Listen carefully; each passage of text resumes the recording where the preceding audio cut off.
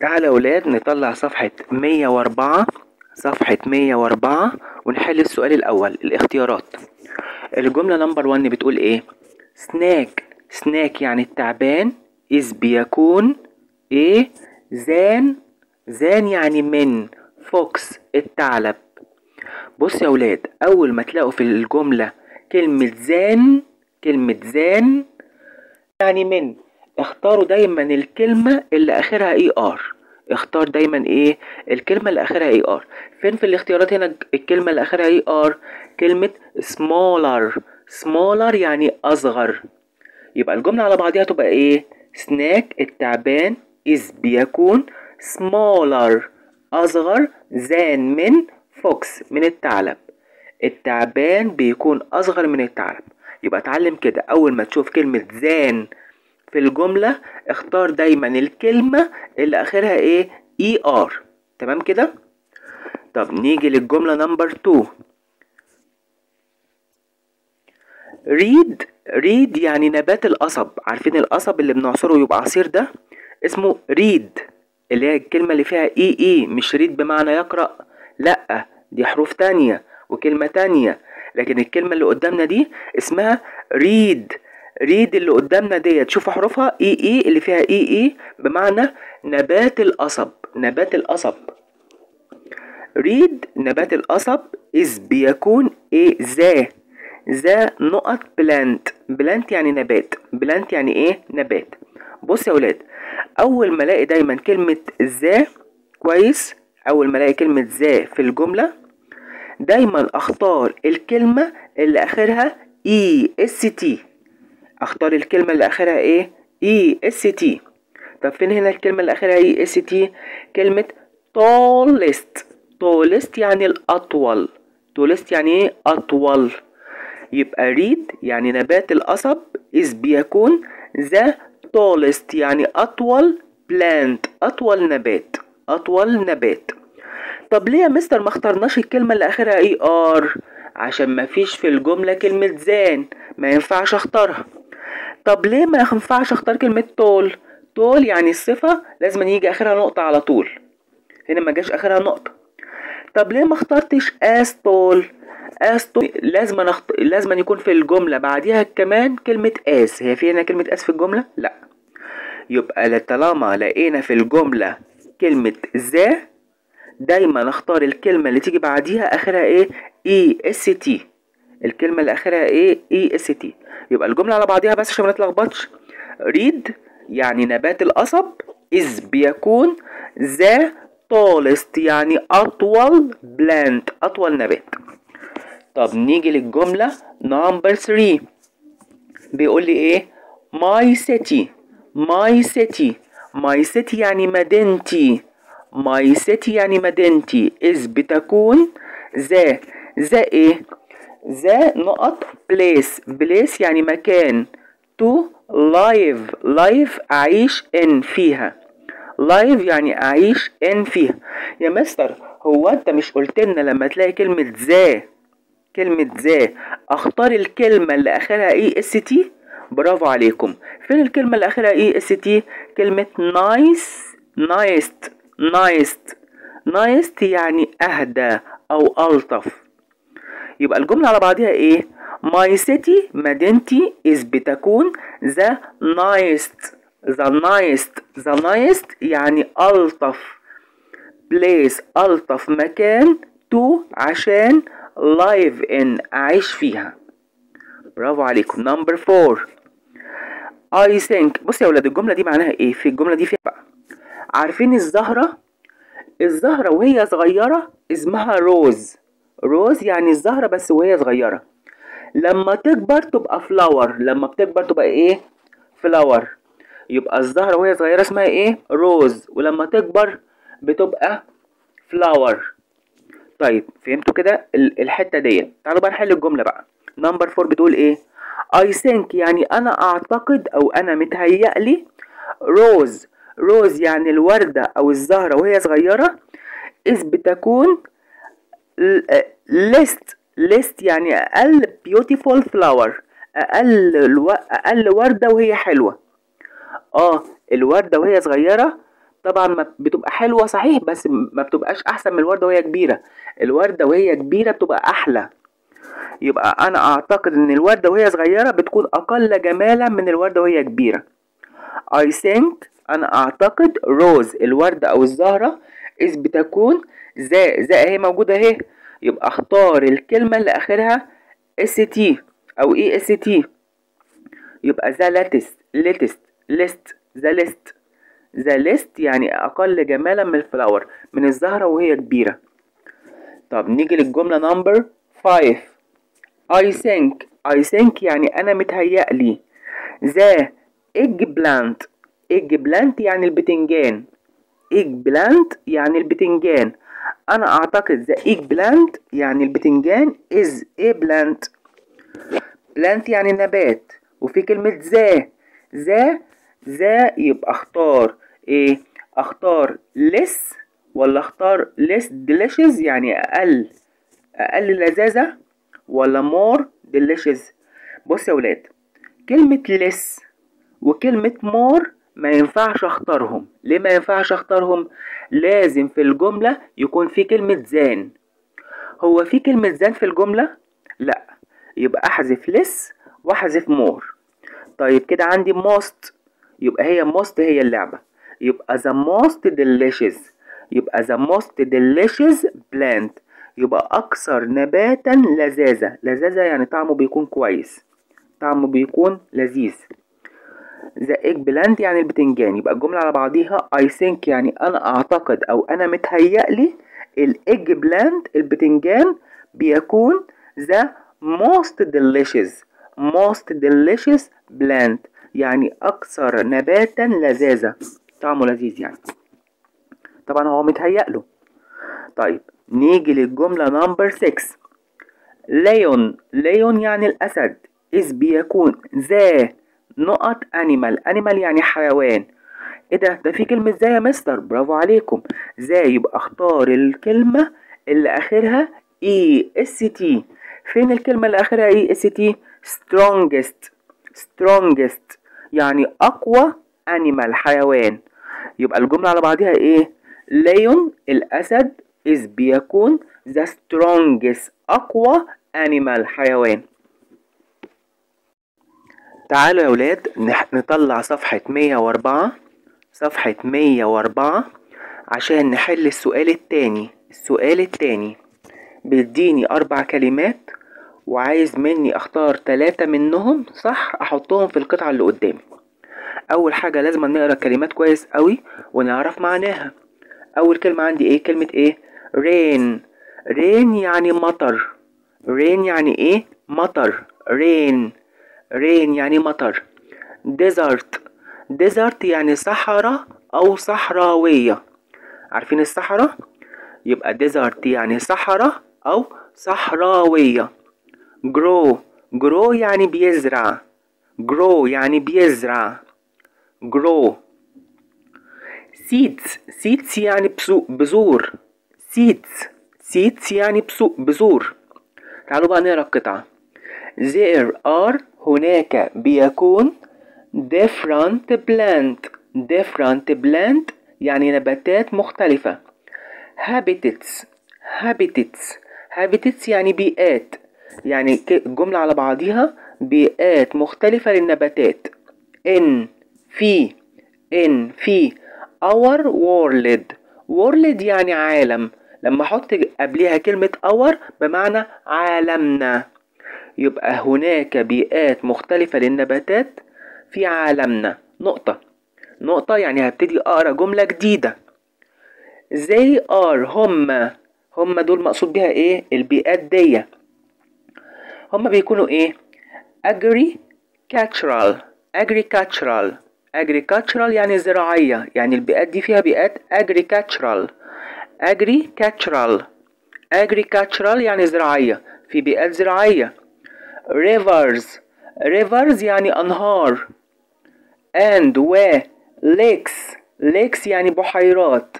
and نقط habitats يعني بيئات. وفي بيئات ايه تاني؟ اقول له desert صحراوية. desert habitats. desert habitats يعني بيئات صحراوية. نقطة يعني الجملة دي خلصت وهيبتدي يقرأ جملة جديدة. in يعني في the agricultural habitats يعني في البيئة الزراعية، وحط فاصلة يعني هيقول كلام جديد. farmers الفلاحين، food يعني الطعام، for us يعني عشان us احنا، عشاننا. هو الفارمرز بيعملوا ايه في الطعام؟ الفلاحين بيعملوا ايه في الطعام؟ برافو عليكم، grow يعني بيزرعوه. الفلاحين بيزرعوا الطعام عشاننا، يبقى الفارمرز grow بيزرعوا for us. for يعني عشان، us يعني احنا. الجملة for us يعني عشاننا. نقطة. in the desert يعني في الصحراء. there isn't يعني هناك لا يكون في نفي much ايه and plants والنباتات don't لا need تحتاج much water يعني مية، much water يعني مياه أكثر.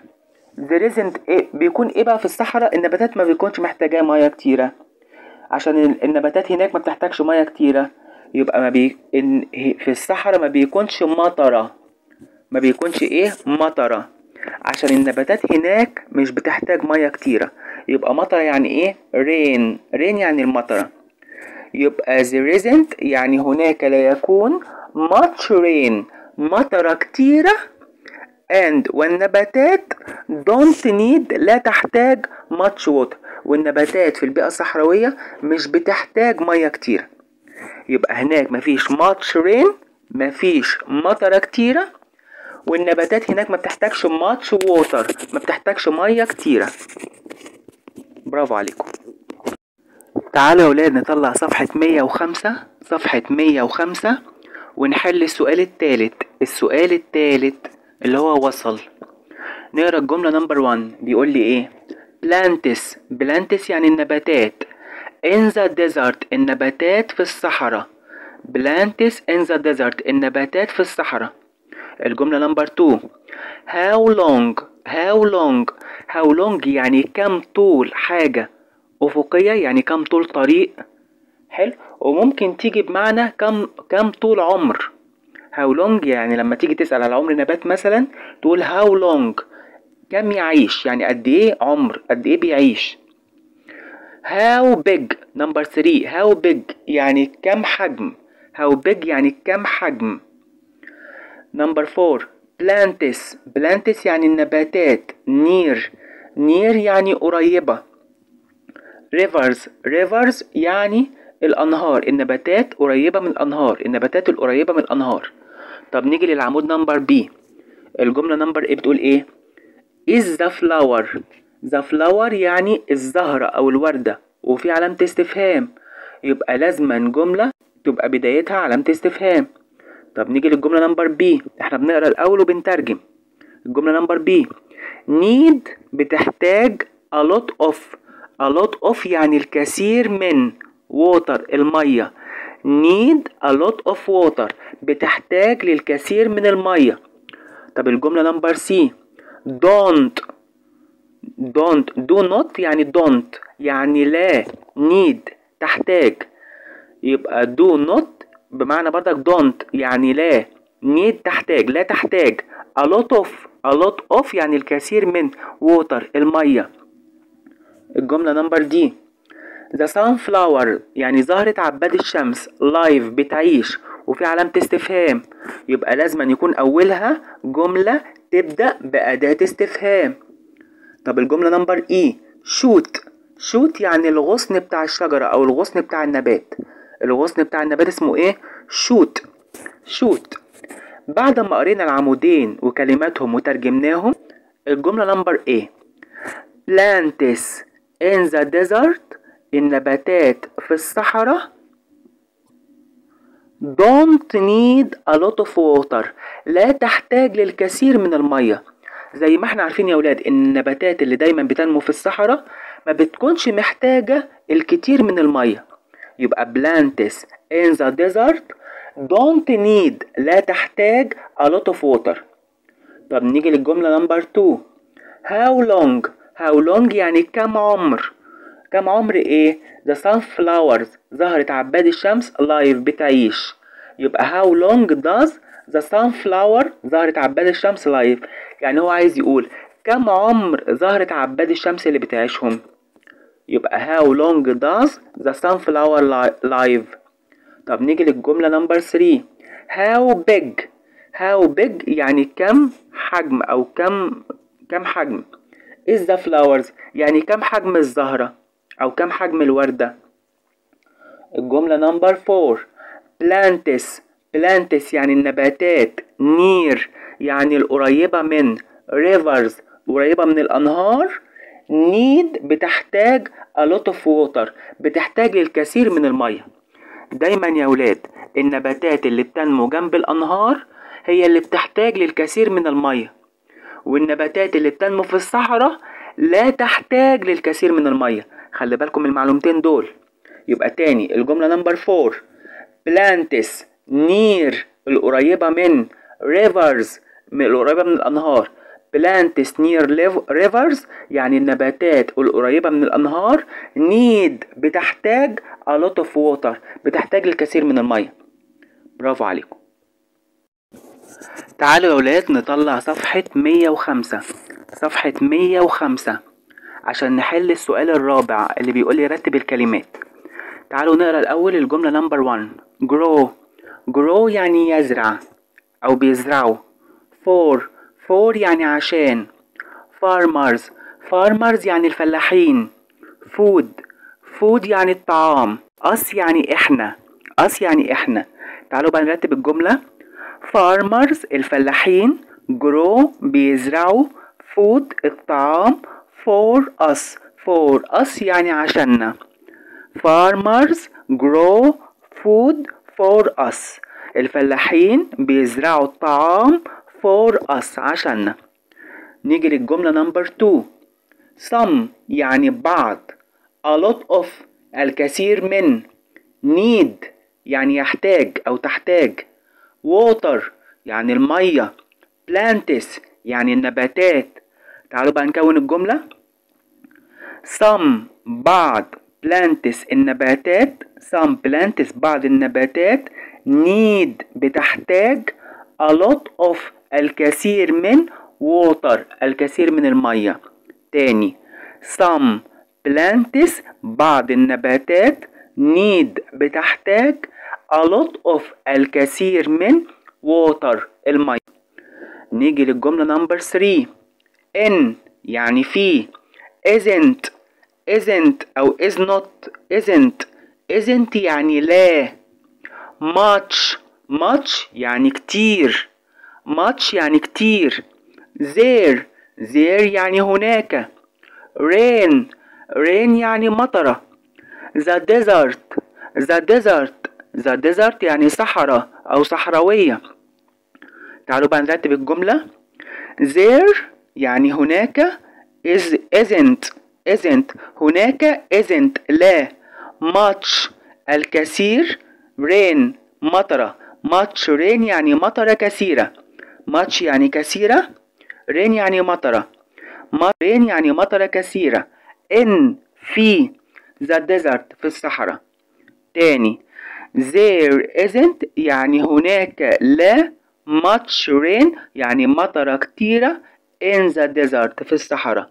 طبعا في الصحراء ما فيش مطرة كتيرة. طيب الجملة نمبر 4. beautiful يعني جميلة. ذا يعني the daisy يعني زهرة اللؤلؤ أو زهرة الربيع. the daisy يعني زهرة اللؤلؤ أو الربيع. زهرة الربيع وليها اسم تاني صعب اسمها زهرة الأقحوان. ده اسم صعب قوي بلاش تحفظوه يعني. زهرة أقحوان. الأسهل تحفظه إنها زهرة اللؤلؤ أو زهرة الربيع. يبقى the daisy يعني زهرة اللؤلؤ أو زهرة الربيع. flower يعني وردة أو زهرة. is بتكون most يعني أكثر. تعالوا بقى نرتب الجملة. The daisy يعني زهرة اللؤلؤ أو زهرة الربيع. The daisy is بتكون the most beautiful أكثر جمالا flower وردة، يعني أكثر وردة جمالا. زهرة اللؤلؤ يا ولاد أو زهرة الربيع دي طبعا بتكون أحلى وردة. The daisy زهرة اللؤلؤ أو زهرة الربيع is بتكون the most يعني أكتر beautiful flower أكتر وردة جميلة. the most يعني أكتر beautiful flower وردة جميلة، يعني أكتر وردة جميلة. برافو عليكم. نطلع مع بعض يا ولاد صفحة 105 صفحة 105 عشان نحل السؤال الخامس. سؤال البانكتويت علامات الترقيم. في السؤال ده بيديني سطر كده يعني جملة، وبيبقى عايز مني ان انا اكتب نفس الجملة دي مرة تانية بس بعد ما اغير فيها علامات الترقيم. طيب هنا نقرا الجملة كده. اول حاجة بتتغير في الجملة ايه؟ اول حاجة بتتغير في الجملة اول حرف في الجملة بكتبه كابيتال. هنا هاو يعني كيف، اكتب هنا كلمة هاو حلو، بس بعد ما اكتب اول حرف كابيتال واكتب بقية الحروف عادي. هاو هيفي يعني كم وزن. از بيكون ذا ديزي يعني زهرة اللؤلؤ او زهرة الربيع، واكتب اخرها علامة استفهام. طب ليه كتبت علامة استفهام يا مستر؟ اي جملة تبدأ بأداة استفهام او فعل مساعد دايما اكتب اخرها ايه؟ علامة استفهام. طب لو مفيش أداة استفهام يا مستر ولو مفيش فعل مساعد بدأ بيه الجملة احط نقطة. ده سؤال البانكتويت. يبقى هاو هيفي يعني كم وزن، إذ بيكون ذا ديزي كم وزن زهرة اللؤلؤ أو كم وزن زهرة الربيع. برافو عليكم. تعالوا يا ولاد نطلع صفحة 105 عشان نحل السؤال السادس سؤال الباراجراف. سؤال الباراجراف ده يا ولاد بيقول لي رايت باراجراف يعني اكتب باراجراف of 24 words يعني من 24 كلمة، يعني اكتب قطعة بالانجليزي مكونة من 24 كلمة او اكتر طبعا. باستخدام استخدم the following guide elements باستخدام هذه العناصر. ايه العناصر ديت؟ شايفين كلمة بلانتس يبقى هو عايزني اكتب باراجراف عن البلانتس عن النباتات، عايزني اكتب قطعة بالانجليزي فيها معلومات عن النباتات. طيب مش مديني كلمات كده تساعدني؟ مديني مثلا كلمة روز يعني وردة، وبيوتيفول يعني جميلة، يعني استخدم في كتابة القطعة اللي انا بكتبها ديت اللي اكتب معلومات عن النباتات واستخدم فيها كلمة وردة استخدم كلمة جميلة. فهمت كده؟ طيب ايه المعلومات اللي انت عارفها عن النباتات؟ مثلا ممكن تقول ايه عن النباتات؟ اقول اول حاجة في دماغي بالعربي اقول ايه مثلا؟ اقول هؤلاء النباتات بيكونوا جميلة، صح؟ مش النباتات بتكون جميلة؟ اكتب كلمة بقى النباتات ديت بتكون جميلة بالانجليزي. هؤلاء دي يعني ايه؟ لما تشاور على حاجة بتقول ايه؟ تقول these. طب نباتات بلانتس يبقى اكتب كده these plants. هؤلاء النباتات are بيكونوا، لان بلانتس نباتات جمع ما ينفعش اكتب is اكتب are. يبقى these plants are beautiful يعني جميلة. هؤلاء النباتات بيكونوا جميلة. يبقى انا كده استخدمت بلانتس كلمة بلانتس النباتات واستخدمت كلمة beautiful اللي هي جميلة. طب اكتب جملة تاني عن النباتات ممكن تكتب ايه؟ اكتب بقى هما بيكونوا مختلفين. هو كل النباتات بيكون زي بعضيها؟ لا دول بيكونوا مختلفين. طب اكتب النباتات ولا اكتب ضمير عنهم؟ يعني ايه ضمير؟ يعني بدل ما اكتب النباتات تاني اكتب they are يعني بدل ما اكتب كلمة النباتات لا اكتب they are. هما بيكونوا also ايضا بيكونوا different مختلفين. يبقى هما بيكونوا ايضا مختلفين they are also different. اكتب كده they are also different. طيب عايز اكتب جملة تاني معلومة عن النباتات. في معلومة بتقول ايه احنا حافظينها؟ ان الوردة دايما بتكون اطول من زهرة الربيع. الوردة الصغيرة الوردة الكبيرة قصدي الوردة بتكون اطول من زهرة الربيع. زهرة الربيع دايما بتكون صغيرة. طب الوردة يعني ايه؟ the rose. the rose يعني الوردة. الوردة دي مفرد ولا جمع؟ مفرد، يبقى اكتب is ولا are؟ اكتب is. يبقى the rose is بيكون. عايز اقول اطول من، اطول من، يبقى taller than. taller يعني اطول، than من. the daisy. the daisy يعني زهرة الربيع. يبقى كده انا قلت الوردة بتكون اطول من زهرة الربيع لان زهرة الربيع بتكون صغيرة. طب عايز اقول معلومة تانية عن النباتات، ممكن اقول ايه؟ انا عارف ان زهرة الربيع بتكون ملونة، يبقى اكتب له كده، اكتب له المعلومة دي كمان. زهرة الربيع بتكون ملونة. زهرة الربيع يعني ايه؟ the daisy. the daisy. طب اكتب is ولا are؟ اكتب is. the daisy is. زهرة الربيع بتكون ملونة يعني ايه؟ colorful. colorful. colorful. colorful يعني ملونة. colorful يعني ملونة. the daisy is colorful. زهرة الربيع أو زهرة اللؤلؤ بتكون ملونة. colorful. طب عايز أقول معلومة تانية عن النباتات أكتبها له. مش احنا عارفين إن زهرة عباد الشمس هي أتقل زهرة أو أتقل وردة؟ طيب زهرة عباد الشمس يعني إيه؟ the sunflower. زهرة عباد الشمس the sunflower. طب أكتب is ولا are؟ أكتب is. the sunflower is. عايز اقول بقى تقيلة يعني ايه؟ تقيلة يعني heavy. طب انا عايز اقول الاتقل the heaviest. heaviest. يبقى the sunflower is heaviest. يبقى انا كده كتبت له 4 جمل معلومات عن الموضوع اللي هو كاتبهولي اللي هو البلانتس. برافو عليكم. هي دي معنى القطعة، معنى انك تكتب باراجراف بالانجليزي. شكرا.